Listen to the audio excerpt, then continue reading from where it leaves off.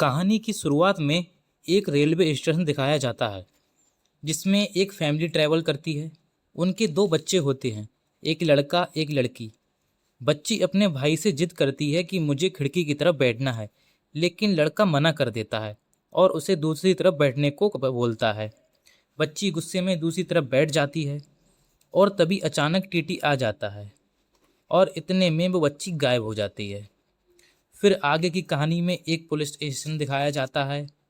उसमें परेड हो रही होती है। स्टेशन में एक एसआई है जिसका नाम है अजीब। दो बुजुर्ग पति पत्नी कंप्लेंट लिखाने आते हैं कि उनका बेटा हमें छोड़कर बाहर रहता है और अब वो हमें हमारी ज़मीन बेचने को जिद कर रहा है और इसी चक्कर में वो हमें मारता भी है। अब आप ही बताइए सर, अगर हम घर ज़मीन बेच देंगे तो हम कहाँ रहेंगे? तभी एसआई अजीब कहता है, आप चिंता मत करिए, मैं सब ठीक कर दूंगा। उसके बाद स्टेशन में एक फ़ोन आता है कि एक कुएं में एक लाश पड़ी है। अजीब अपने साथ पुलिस को लेकर क्राइम सीन पर पहुंचता है। वहां बहुत भीड़ होती है। वो सब भीड़ को हटा के कुएं के पास जाते हैं। लाश से बहुत बदबू आ रही होती है, जैसे लाश 2-3 दिन पुरानी हो। तभी अजीब अपने सीनियर ऑफिसर नंद को फ़ोन करता है कि कुआं बहुत गहरा है, लाश कैसे निकालेंगे। तभी ऑफिसर नंद ने कहता है कि तुमने फायर फोर्स को फ़ोन किया? अजीब कहता है, नहीं सर। तभी नंद कहता है, मैं तुम्हें इतना भी नहीं पता कि क्या करना है? दरअसल अजीब अभी नया था, उसे कुछ पता नहीं था। तभी अजीब फायर फोर्स को फ़ोन करता है और लाश को बाहर निकाला जाता है। लाश एक 30 से 35 साल की महिला की होती है। तभी सीनियर ऑफिसर क्राइम सीन पर पहुंच जाता है और वो अजीब से कहता है कि तुम अभी नए हो, तुम जॉय को देखो वो कैसे काम कर रहा है और सीखो। दरअसल जॉय एक सीनियर कांस्टेबल है। फिर सब अपने अपने घर चले जाते हैं। फिर अजीब को फ़ोन आता है, उसे स्टेशन बुलाया जाता है। ऑफिसर नंद कहता है, अभी तक बॉडी किसी ने पहचान नहीं की है और अभी ये 174 यानी सुसाइड का केस है जिसे हम बंद नहीं कर सकते। ऑफिसर नंद कहता है, जांच के बाद डॉक्टर ने क्या कहा? अजीब कहता है, डॉक्टर ने कहा कि डूबने से मौत हुई है। बॉडी पे सेक्सुअल या स्ट्रगल के कोई निशान नहीं है। अजीब कहता है, मुझे लग रहा है ये आत्महत्या ही है। फिर नंद कहता है, तो चांस है कि उसे ढूंढते हुए कोई नहीं आएगा। अगर ऐसा हुआ तो लाश की पहचान तो हो जाएगी। फिर नंद अजीब को लाश के हाथ में बना टैटू दिखाता है और पूछता है, ये भाषा कौन सी है? तभी अजीब कहता है कि सर ये कन्नड़ भाषा है। ऑफिसर नंद कहता है कि हमारे एरिया में जितने भी लेडीज़ मिसिंग केस हैं सबको एक एक करके चेक करना होगा और तुम किसी ऑफिसर के साथ क्राइम एरिया पर पूछताछ करना। तभी अजीब और जॉय वहां जाते हैं क्राइम सीन पे। तभी जॉय कहता है, मैंने सभी मिसिंग केस चेक कर लिए लेकिन इससे कोई मैच नहीं कर रहा है। तभी अजीब कहता है, हमारे यहाँ तमिल, कन्नड़, बंगाली बहुत सारे लोग रहते हैं, उनके केस ज़्यादातर दर्ज ही नहीं होते हैं और अगर इसकी कोई कंप्लेन नहीं है तो इसका एक ठिकाना नहीं होगा। फिर अजीब कहता है, क्या आपने उसके हाथ में टैटू देखा? ये बंजारन है, आमतौर पर ये लोग यहाँ नहीं होते हैं। तभी जॉय और अजीब एक आदमी से पूछते हैं, क्या उन्होंने इस औरत को कहीं देखा है? तो वो आदमी कहता है, मैंने देखा तो नहीं, लेकिन जब मैं उधर से गुजरता हूँ तब बच्चे खेलते हुए दिखते हैं। इतना कहते ही वो चला जाता है। तभी एक प्रचार गाड़ी वहाँ से गुजरती है और अजीब उस प्रचार गाड़ी से गिरा हुआ पर्चा उठाता है। उस पर लिखा होता है, फैमिली हेल्थ सेंटर कोलाशेरी। अजीब और जॉय वहाँ पूछताछ करने जाते हैं और उनसे पूछते हैं कि आपने जिन जिन लोगों का हेल्थ चेकअप किया था क्या उनकी लिस्ट मिल सकती है? तब डॉक्टर कहता है, हमारे पास लिस्ट नहीं है, ये आपको आशा और आंगनवाड़ी वर्कर्स के पास मिलेगी। अजीब लिस्ट चेक करता है लेकिन उसमें भी कुछ खास नहीं मिलता। फिर कमिश्नर ऑफिस में मीटिंग होती है। जॉय और नंद से कमिश्नर पूछता है, उस केस का क्या हुआ? अजीब कहता है कि सर अभी जांच चल रही है, अभी तक कोई क्लू नहीं मिला है। फिर जॉय और अजीब एक बस्ती में पूछताछ करने जाते हैं। तभी वहाँ एक औरत पे जॉय को शक होता है और वो उसे डराकर पूछताछ करता है। तभी वो बताती है कि जो औरत मरी है उसका नाम शोभा है, वो मुझे जहाँ मैं काम करती हूँ वहाँ पर मिली थी। अजीब पूछता है शोभा का घर कहाँ पे है। वो औरत कहती है सर मुझे नहीं पता, मुझे बस इतना पता है कि उसके 2 बच्चे हैं जिन्हें वो काम पे लाती थी। अजीब हाथ पे बने टैटू को दिखाते पूछता है ये क्या लिखा है।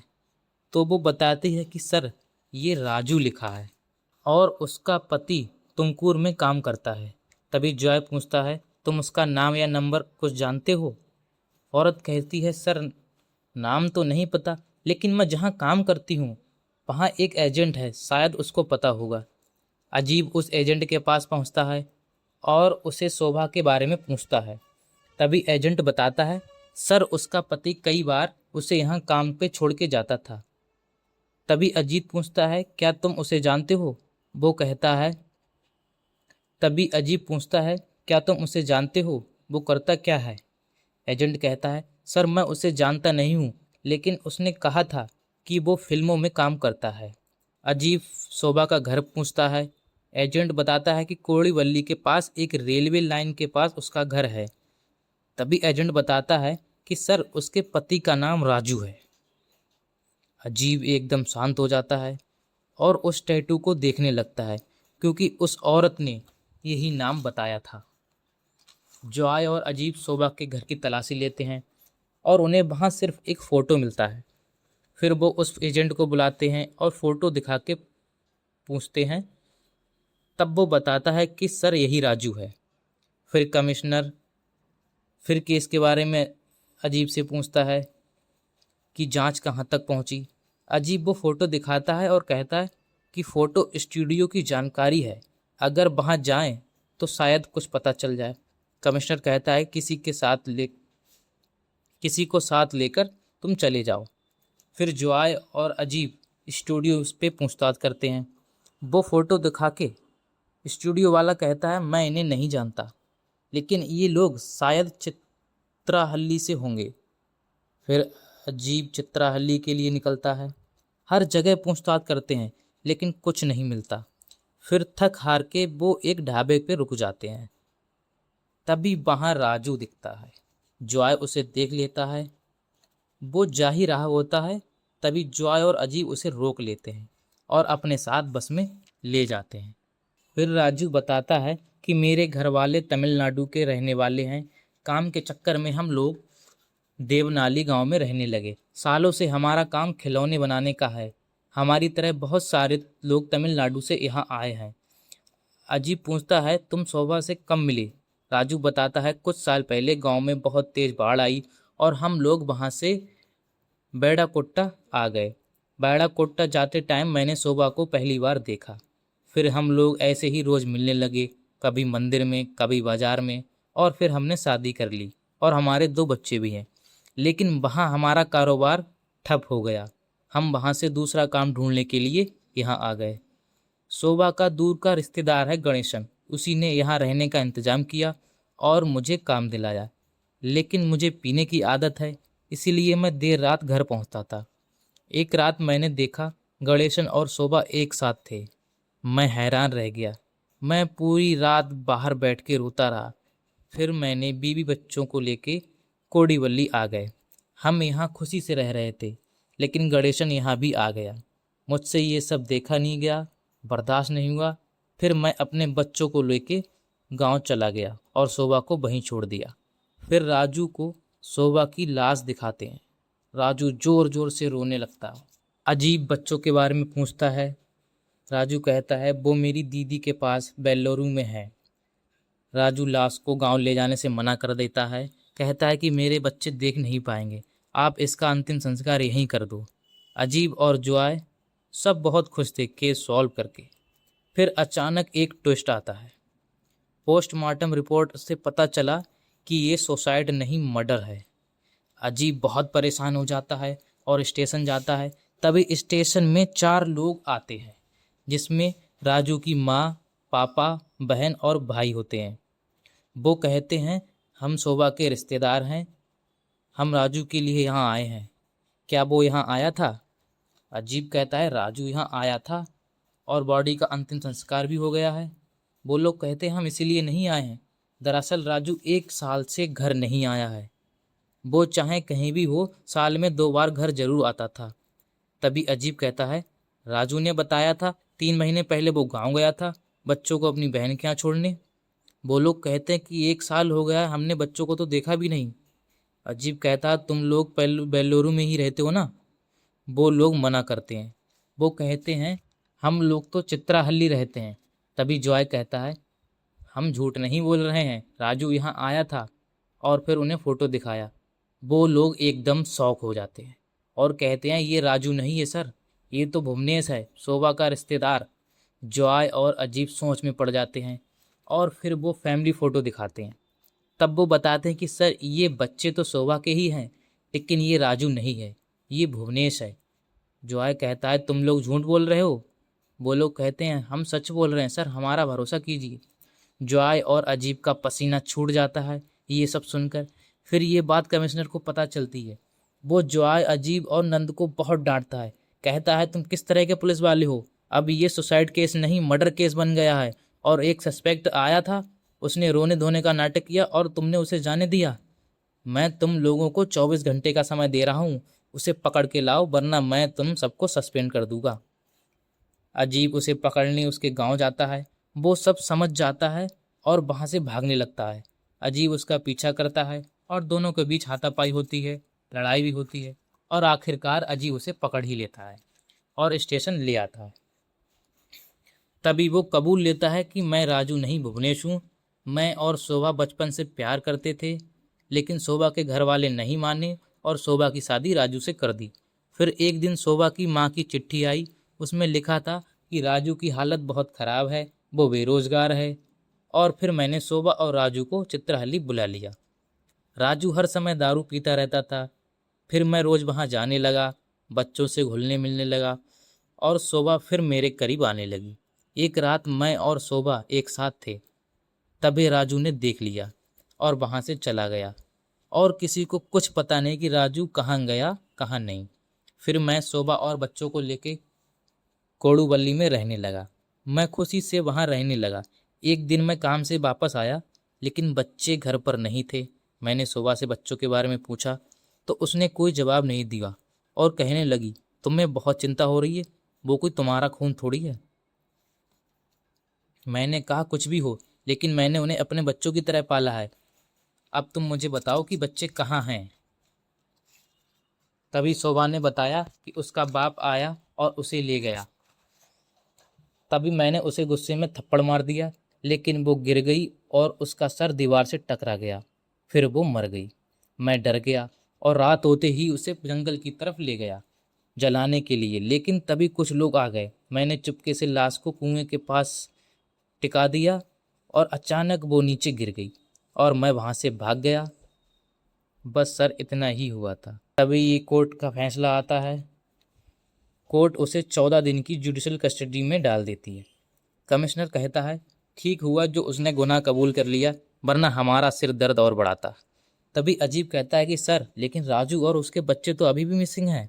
कमिश्नर कहता है भुवनेश ने कहा राजू अपने बच्चों को ले गया है और वो हमारे इलाके से गायब नहीं हुए हैं और कोई कंप्लेन भी नहीं है। अजीब कहता है लेकिन सर, हमें बस वो ही पता है जो भुवनेश ने कहा। तभी कमिश्नर उसकी बात काटते हुए कहता है क्या हुआ, पहले कंप्लेन आने दो, बेवजह मुसीबत मोल मत लो। बाद में जॉय और अजीब होटल में बैठे होते हैं अपनी फैमिली के साथ, लेकिन अजीब अभी भी चिंता में था राजू और उसके बच्चों को लेके। तभी स्टेशन में एक कॉल आता है। उससे बात करके अजीब कुछ सोचने लगता है और वो अपना दिमाग चलाता है। फिर जो कॉल आया था वो उसकी केस डिटेल मांगता है और एक नाम सामने आता है, बेल्लुरु। फिर अजीब सारी बातों को याद कर करके एक निर्णय लेता है और वो फैसला लेता है कि वो अब बेल्लुरु जाएगा। फिर वो एक दोस्त को कॉल करता है उसी जगह पे जहाँ वो भी पुलिस में था और केस की डिटेल पूछता है। तभी जॉय आ जाता है, पूछता है सर आप टेंशन में लग रहे हैं, क्या बात है? अजीब कहता है कुछ नहीं, मैं 2 दिन की छुट्टी ले रहा हूँ, मुझे कहीं जाना है, वहाँ से आके तुम्हें बताता हूँ। और अजीब चुपके से निकल जाता है और उसे पता चलता है कि बेल्लुरु के जंगल में एक जली हुई लाश मिली थी और उसके पास एक लैंप पड़ा था। वहाँ की पुलिस ने सुसाइड केस समझ के उसे बंद कर दिया, लेकिन अजीब नहीं रुका। वो लैंप लेके दुकान पर पूछताछ करने गया। एक दुकानदार ने वो लैंप पहचान लिया। उसने कहा, सर ये हमारा ही लैंप है। अजीब बोला, तुम इतने श्योर कैसे हो? उसने कहा, सर देखो ये हमारे दुकान का स्टिकर लगा है, लेकिन कुछ साल पहले एक फिल्म क्रू ने इसे 20 लैंप लिए थे। अजीब वहाँ से फिल्म क्रू की डिटेल ले लेता है और कई जगह पूछताछ करता है, लेकिन एक जगह उसे एक क्लू मिलता है और फिर अजीब भुवनेश को अपनी कस्टडी में लेता है और उससे दोबारा पूछताछ की जाती है। ऑफिसर नंद कहता है, तुम्हें तो फिल्मों में राइटर होना चाहिए था। फिर जॉय कहता है, तुम्हारी कहानी के कुछ हिस्से अभी भी मिसिंग है। तुम्हारे कहने के अनुसार राजू बच्चों को लेके गया, इसीलिए तुमने शोभा को मारा, लेकिन राजू जिंदा ही नहीं है तो वो बच्चों को कैसे ले गया? ऑफिसर नंद कहता है, वैसे इसकी स्टोरी में कुछ भी हो सकता है। तू सच सच बता भुवनेश, राजू कहाँ पर है? तभी अजीब कहता है, तुम्हारे हाथ को क्या हुआ? क्योंकि भुवनेश का हाथ जला हुआ था। और अजीब उसे एक गाना सुनाता है और पूछता है, तुम्हें याद है भुवनेश? भुवनेश मना करता है। फिर वो लैंप दिखाता है, लेकिन वो नहीं मानता और फिर अजीब अपने हिसाब से उसे बताता है कि उस रात आखिर क्या हुआ। उस रात गाने की शूटिंग के बाद तुमने एक लैंप चुराया था। वो तुम्हारा लैंप बेलरूम में एक जली हुई लाश के पास जला हुआ मिला, जिसकी उम्र 40 से 45 साल थी। वो कहता है, मुझे पता नहीं सर, बार बार हर बात को वो मना कर रहा था। तभी अजीब कहता है, पोस्टमार्टम रिपोर्ट के हिसाब से जो केमिकल लैंप में था वो ही डेड बॉडी में था। ये कोई इत्तेफाक तो नहीं है। ये कन्फर्म हो चुका है कि वही लैंप है और तुम्हारे मोबाइल के हिसाब से तुम उस रात वहीं थे और जहां शोभा मरी थी तब भी तुम उसी एरिया में थे। तो अब बोलो, उस दिन किसका खून करके बॉडी जलाई? तभी अजीब कहता है, अगर तुम्हें याद नहीं आ रहा तो मैं बता दूं, वो राजू ही था। जिस रात राजू ने तुझे और शोभा को एक साथ देखा, ये बात शोभा को पता चल गई थी। उसने तुझसे कहा भी था, लेकिन तूने नहीं माना। एक रात राजू शोभा को मार पीट रहा था, तभी तू वहां पहुंच जाता है। फिर तूने और राजू ने बैठ के दारू पी, फिर तुम दोनों में झगड़ा हुआ और फिर शोभा भी वहां आ गई और शोभा ने तेरी तरफ रस्सी फेंकी और उसी रस्सी से तूने राजू की गला दबाकर हत्या कर दी और तुम दोनों ने मिलकर उसे जंगल में जला दिया। ये कहानी अजीब ने भुवनेश को बताई। फिर जॉय बोला, अगर ऐसा हुआ था तो फिर शोभा को किस बात के लिए मारा था? फिर भुवनेश ने अपना मुंह खोला और बोला कि शोभा गांव जाने की जिद कर रही थी और मैं मना कर रहा था। क्यों? तभी अजीब ने बीच में कहा, तुम वापस गांव क्यों नहीं गए? उसने बताया, मेरी बीवी बच्चे भी हैं। शोभा जिद कर रही थी कि मैं गांव में ही रहूंगी। शोभा ने कहा, अगर तुमने मुझे धोखा देने की कोशिश की तो मैं पूरी दुनिया को बता दूंगी कि तुमने राजू के साथ क्या किया। इस बात से मुझे गुस्सा आ गया और फिर मैंने सोते हुए उसका गला दबा दिया और फिर वो रोने लगा। अजीब ने पूछा, फिर बच्चे कहाँ गए? अजीब उसे मारने लगा। सब पुलिस वाले उससे पूछ रहे कि बच्चे कहाँ गए, लेकिन वो कुछ नहीं बता रहा था। जॉय बोला, क्या तूने बच्चों को भी जलाकर मार दिया? भुवनेश रोता हुआ कह रहा था, सर मैंने कुछ नहीं किया, बच्चों का कुछ नहीं किया। फिर आखिरकार उसने कबूला कि सर मैंने उन्हें एक ट्रेन में चढ़ाकर छोड़ दिया था। अजीब ने थोड़ी बहुत जांच की तो पता चला कि वो सही कह रहा था। बच्चों का फोटो अजीब ने हर जगह पहुंचा दिया। ये केस तो सॉल्व हो गया। कमिश्नर ने अजीब को बधाई दी और सब खुश थे, लेकिन अजीब बच्चों को लेकर अभी भी परेशान था। रात को सो भी नहीं पा रहा था। फिर वो बच्चों को ढूंढने की एक आखिरी कोशिश करता है।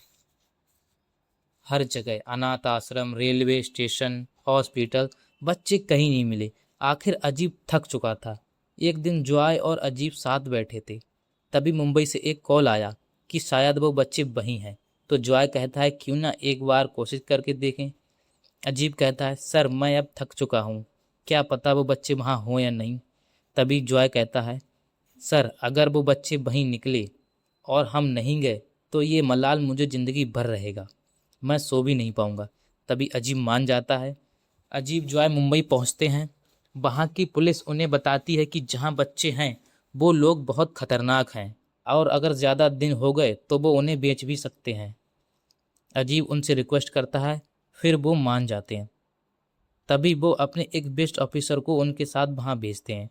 उन लोगों ने हर कमरा चेक किया, सब बच्चों को इकट्ठा किया, लेकिन बच्चे कहीं नहीं दिखे। सब लोग उदास हो गए, अजीब की आंखें नम हो गईं। तभी एक आवाज़ आई। आगे जाके देखा तो वो बच्चे बैठे थे, खाना खा रहे थे। फिर अजीब उनके पास गया और ये पल ऐसा था कि फिल्म देखते देखते मेरी भी आंखें नम हो गईं। अजीब उन बच्चों को वापस ले आता है। सब लोग बच्चों का स्वागत करते हैं और बहुत खुश होते हैं। भी पुलिस वाले अजीब को बधाई देते हैं। तो दोस्तों, ये था अय्यर मूवी का एक्सप्लेनेशन। ये मेरा पहला एक्सप्लेनेशन है। अगर वीडियो पसंद आया तो लाइक करें, चैनल को सब्सक्राइब करें